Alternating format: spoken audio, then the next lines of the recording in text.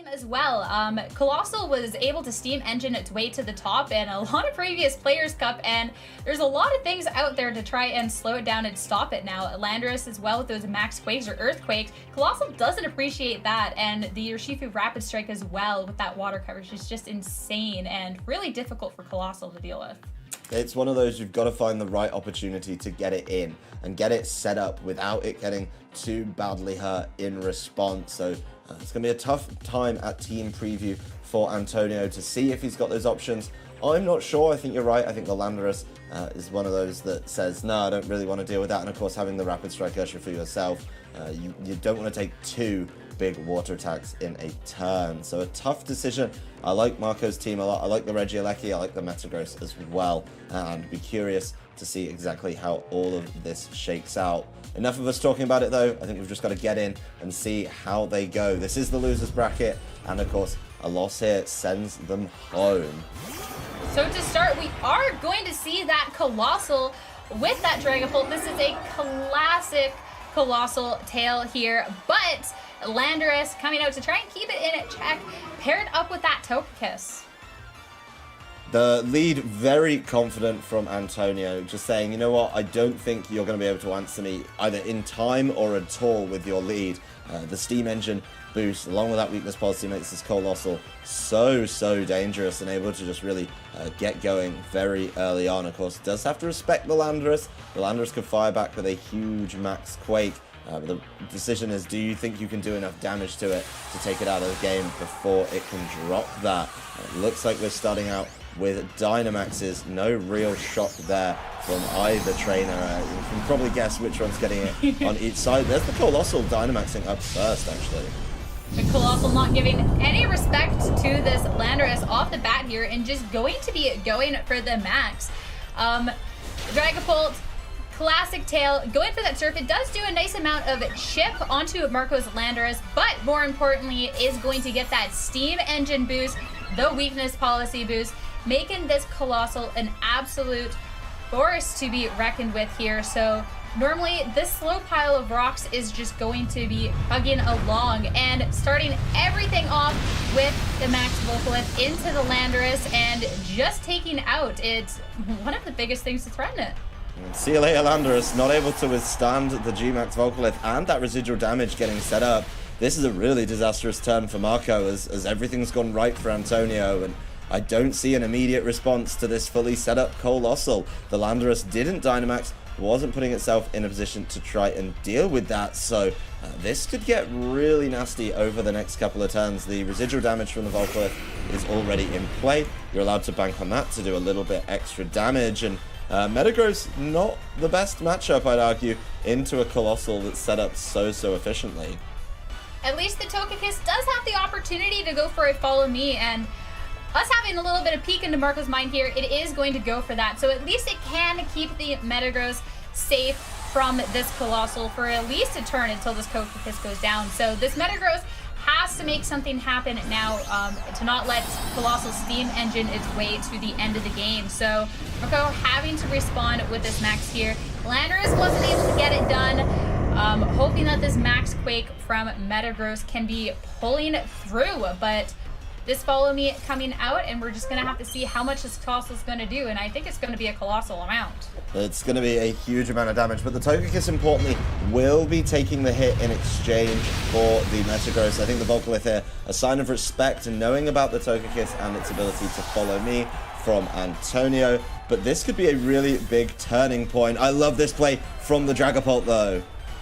This Will-O-Wisp going to be absolutely huge in reducing the amount of damage this Metagross is going to be able to output, and we see that coming through. Max Quake can normally hit so much onto a Colossal. Colossal does not fare well against ground types, but it is going to be able to withstand it comfortably this time around, as this Metagross is just getting neutered here.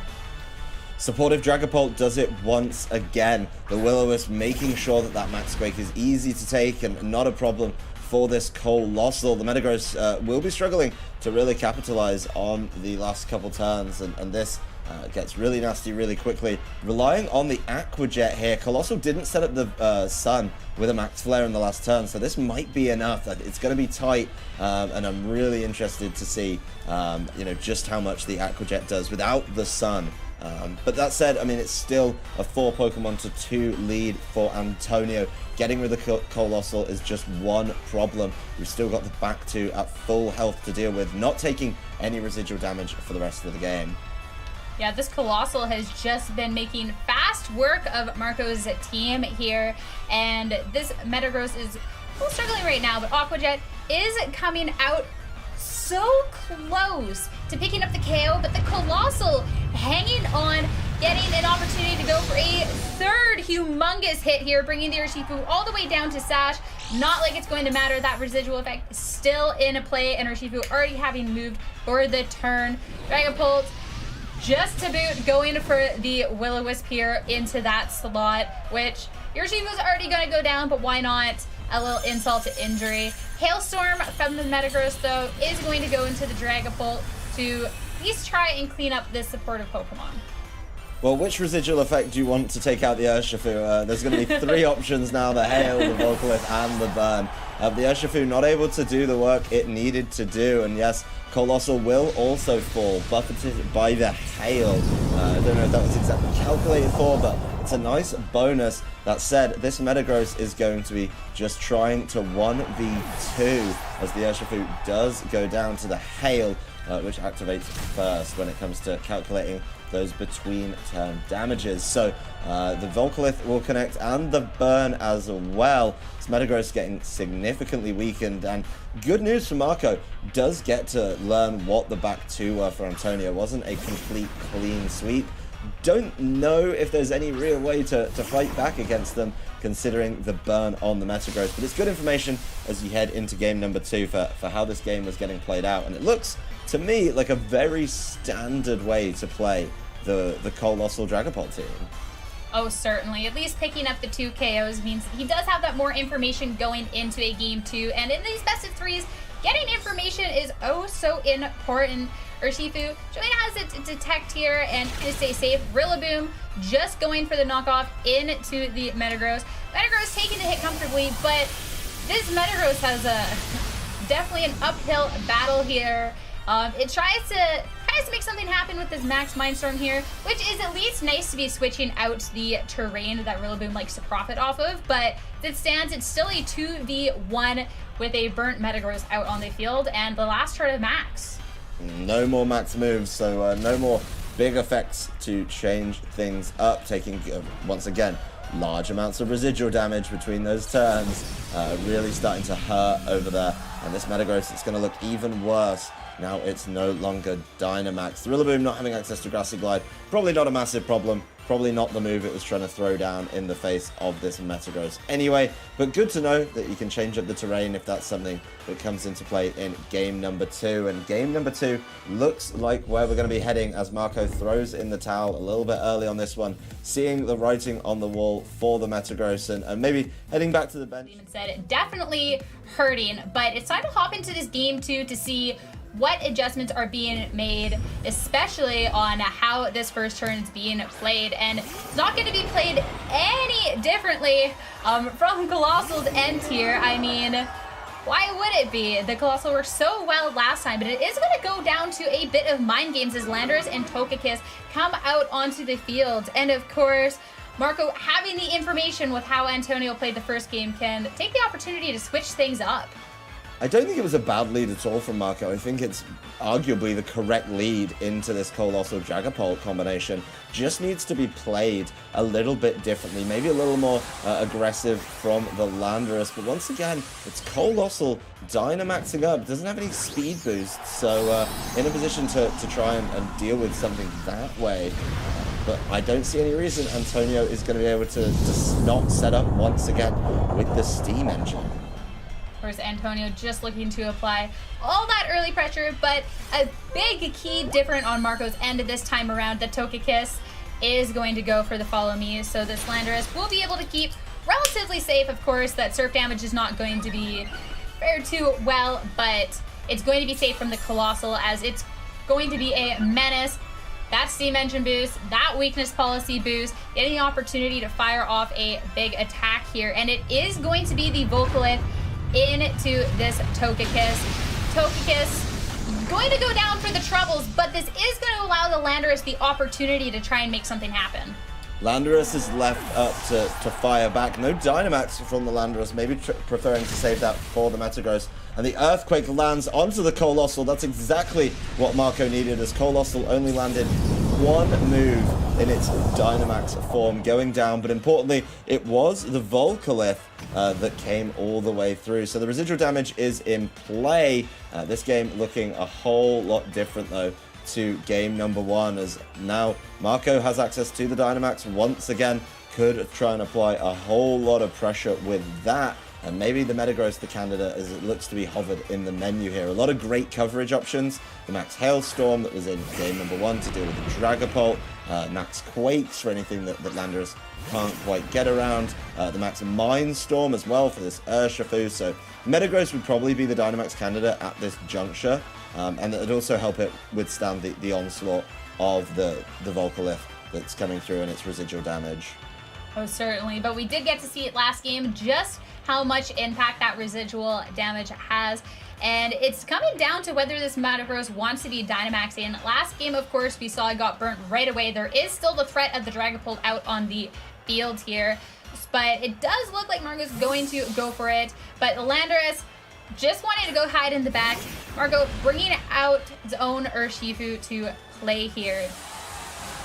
Once again, the Urshifu shown in the back for Antonio. The exact same thought from Marco, so as we talked about between games, being able to change up that game plan, follow a different path, not run those same routes. Really, really impactful. Metagross taking that Dynamax form, being able to apply some really good pressure over the next few turns. Does have to watch out for the potential burn from this Dragapult, which that comes through right again. Well, it was connecting. Definitely a little unfortunate. And Antonio taking the opportunity as well to go for a Surging Strikes. But Marco, looking to protect the Landorus, had swapped into the Urshifu. So this Urshifu is going to be taking these Surging Strikes quite comfortably. It's hit 3 times, but barely taking any damage, as Marco looks to fire back with a Max Hailstorm to finally put this Dragapult to rest, but not before taking that really damaging burn. Once again, though, the Metagross is here. The Metagross is setting up to deal with the rest of the team and taking out Dragapult. Step 1 on the way to go. There is, of course, the potential for the Rillaboom in the back, so that Max Hailstorm could become very, very impactful again. And a nice switch from Marco as well. Not giving up that Landorus, saving it for later, saving it for if it needs to come in. And even though the Metagross is burned, it's still going to be able to put down a lot of pressure. A little bit of residual damage from Hail, making sure Focus Sashes are broken. Putting himself in a really, really good position, as I don't see the Metagross going down anytime soon.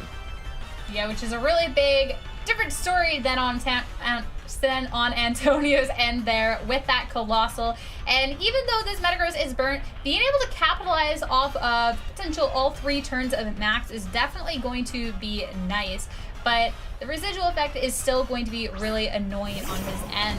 Rillaboom, though, looking to just join the field and start applying some pressure with those Grassy Surge, Grassy Glides. Well, the Rillaboom is going to be able to put pressure down onto the Urshifu over on Marco's side, and the potential Landorus as well. Probably going to have to try and switch in, and now would be a really good time to land that Intimidate. Of course, both these Pokemon physical attackers on Antonio's side, exactly the pair that you want to land an Intimidate on, as there's no way for them to block that or switch out and reset it either. So everything right now just riding on this burn Metagross to deal the damage, as Marco uses the other slot to maybe try and pivot around a little bit, maybe try and see what it can do to slow down Antonio's team. He's already slowed it down by taking the Colossal away, and maybe able to take away the terrain in this turn as well. So a lot of good things coming through for Marco. Looks like he's going to level it up and play it a little bit differently from the last game. Of course, the Intimidate is so nice here. Urshifu just opting to go for the Protect, as the Rillaboom, yet again, just looking to get rid of the Assault Vest on the Metagross. So it's not really going to make a difference, but the knockoff damage will, as Max Mindstorm coming out. The Urshifu not taking too much damage, but of course, getting that terrain shift is going to be really nice here. No more grassy glides for the Rillaboom, and no way to reset up that grassy terrain. No switching, no access, of course, to a Dynamax. No way to get that going. So could be a bit of a runaway game now for Marco. I think he's got everything going really well for him. Of course, things are getting weakened by the Volcalith rocks. Those were set up on the very, very first turn of the game. And that's really Antonio's win con here, is making sure that those rocks put things in damage range for an easy knockout. The Metagross is still pretty healthy. Of course, that is boosted up by the fact it's a Dynamax, so it looks a whole lot better than it is. And at the end of the Dynamax, at the end of this turn, we'll get a truer sense of where this Metagross is health-wise. But even burned, it's been able to keep itself in a decent little position, do some good work, pick up a knockout and change the terrain. Not a bad little shift for a burned Metagross. Of course, but is going to have to be putting in work against this Urshifu and Rillaboom on Antonio's end. Of course, they did get intimidated, do have that attack drop, but they're still both fairly healthy. But Landorus swapping out for Marco's Urshifu here, so being able to pivot those Intimidate is going to be really nice, but Urshifu just opting to target into the Metagross instead, start getting that chip, start trying to take down this absolute beast of a Pokemon health-wise.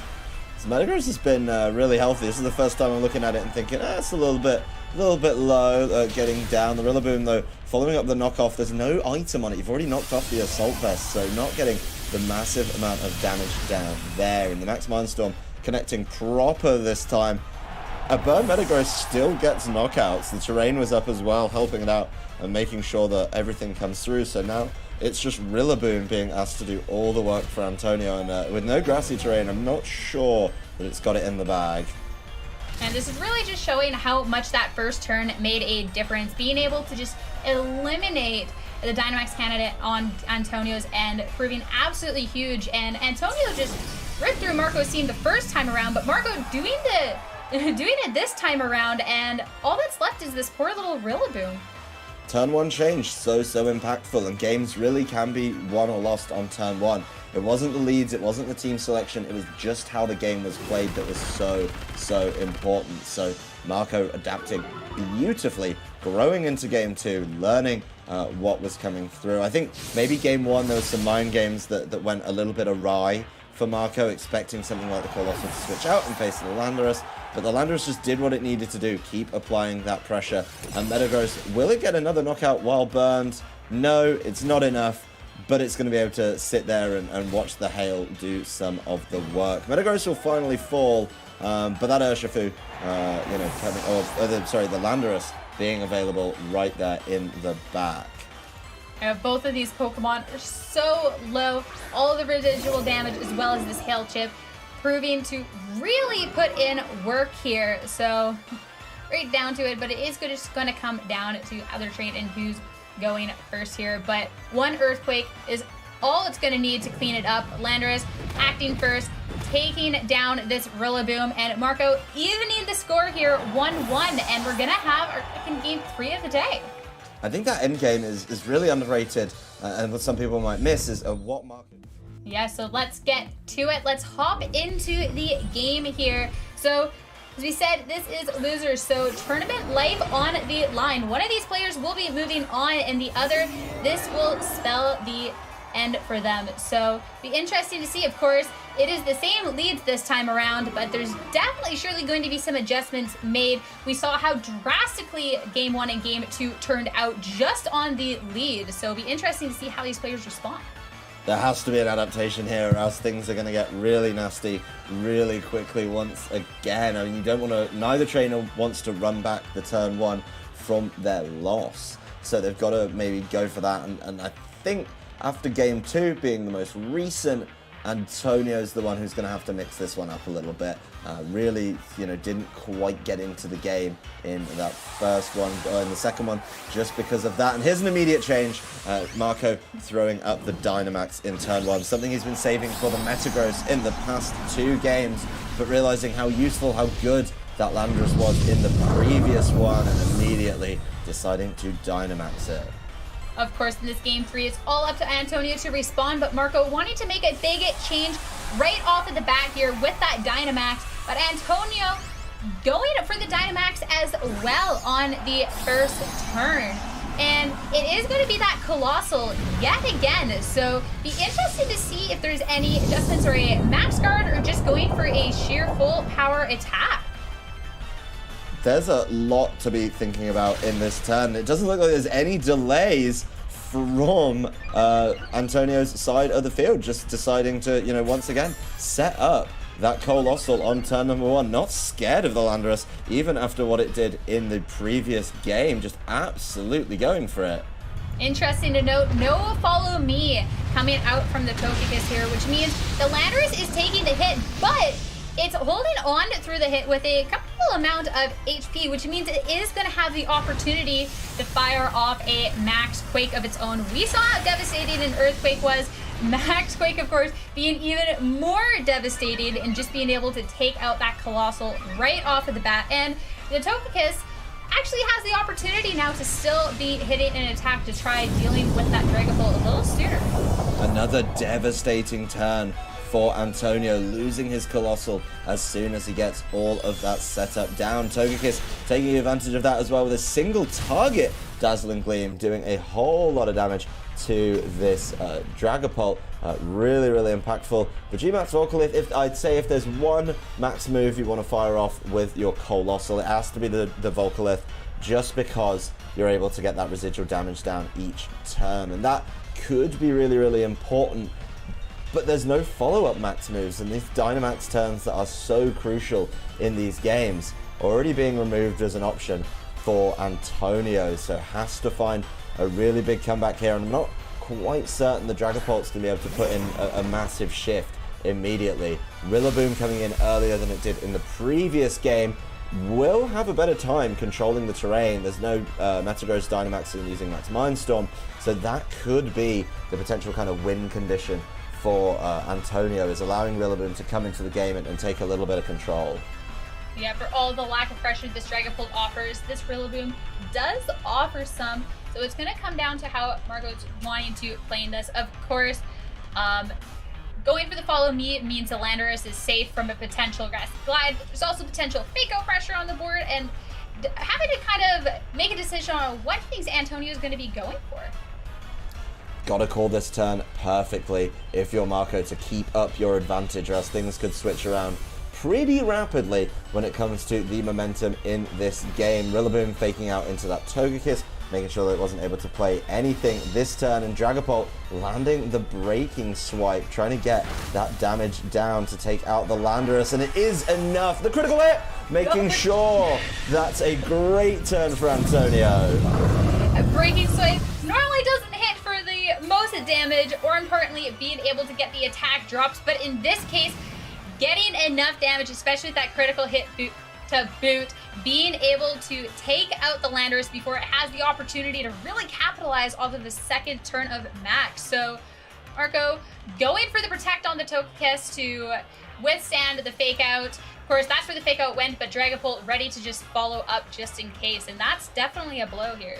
That's a massive loss. That Landorus looking to sneak in another one of its max moves. But once again, we're looking at Dynamaxes that were very, very low impact in these games, only landing one attack apiece. I was watching that health bar go down after the Breaking Swipe, and it was going down surprisingly fast. So the critical hit there certainly helping out, making things a whole lot more comfortable for Antonio. We're down at 3-3, no Dynamaxes available for either of these Pokemon, and the Metagross that just got bought in has been so useful with that Max Mindstorm being able to control the terrain. That's just not available right now because the Dynamax has already been used on the Landorus.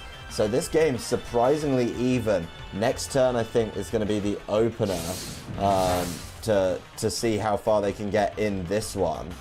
And to start it off, Rillaboom opening up the turn with a Grassy Glide, but no Follow Me from the Togekiss means this Metagross suffering a very similar fate to the last two games, getting a Will-O-Wisp. Togekiss instead fishing for a potential crit into the Rillaboom, but unable to get it, just picking up a good amount of chip, and Metagross not nearly as much chip after that burn. As Metagross kind of taken out of the game almost immediately once again. As soon as it takes the field, the Dragapult uses its naturally high speed to land that burn and make sure that the damage is reduced. Its residual damage between turns is going to be absolutely bananas. Obviously, some grassy terrain helping out there, but the burn really important, and that's just like free damage on a Metagross between turns. A Pokemon that's notoriously hard to take out if you don't have super effective hits to land, but it's going to be struggling to land big hits in response thanks to that Will-O-Wisp. This Rillaboom certainly given options to try and deal some big damage of its own, not really being slowed down by anything. This Rillaboom wants to save itself for the end game though, wants to be able to deal with that Urshifu towards the end. Of course, and at least while the Metagross was maxed, even though it was burnt, the max moves have such a big damage output, it was still able to make something happen, but we saw just how little that Ice Punch was doing on the Rillaboom, so definitely a little bit difficult. Togekiss started the turn off with a Protect here. The Rillaboom goes through the Grassy Glide to try and be picking up some chip, but not able to connect. Dragapult just looking to deal a little bit of damage to this Metagross here. And very little damage it is. Ice Punch is going to connect into the Rillaboom, but still not quite enough to be picking up that KO. Still not getting there. That burn, huge and impactful in every single game, actually. I love the option to have it as a supportive choice on this supportive Dragapult. Doesn't really need to keep on going, so really struggling there to make an impact in the game. Residual damage has been adding up as well. Just look how low that Togekiss is, clinging on with 4 health, unable to really have any more impact in the game after this turn. There's no more residual damage though. That's a nice help. The Volcalith's rocks have ceased their assault on the field, and now it's just kind of straight up Pokemon as we are on the board. No more Dynamaxes, just pure board position and maneuverability here. Of course, the Metagross is burned, the Togekiss is low. Maybe even a Surf would clean up that Togekiss. Oh yeah, this is definitely a really close game going into this potential end game with the Dynamaxes both done. Both players only being able to capitalize off of 1 turn of the max, but the colossal residual effect it was able to set, which is so big. Dragapult is going to go for that Surf here. Of course, Breaking Swipe wasn't able to connect with Togekiss, being a Fairy type, but the Surf can, and it will, as it finally cleans up the KO on the Togekiss, which was unable to get that double Protect. And this Rillaboom firing off a big knockoff into the Metagross, getting rid of the Assault Vest, and bringing it real close to being KO'd. This Metagross is absolutely useless at this juncture. It's just not able to have a solid impact in the game at all. Even the Ice Punch going after a Dragapult, not enough to get those knockouts. It's sticking around, the residual damage from the burn being kind of counteracted by the grassy terrain. So it's not going to fall too easily to those, but it's really looking dangerous for this Metagross, taking a large amount of damage in that previous turn. Oh, of course, but it's time for the Urshifu to be hitting the field. It is at full HP, so it has the opportunity to try and make something happen here, of course. Rillaboom has access to that priority move in Grassy Glide, but Urshifu has one of its own with that Aqua Jet, and both this Rillaboom and Dragapult are real low on their HP, so there's always that potential here, but the Urshifu also doesn't really appreciate getting a Grassy Glide either, so definitely a little bit of a tricky situation for Marco. It's a tough one. There are good attacks, good mix of priority and being able to land, but Rillaboom doesn't care. Rillaboom actually dealing with the Metagross first, so no respect for the Urshifu, just wanting to make sure that Metagross is off the field, and it looks like Dragapult is going to say, I have the answer to this Urshifu.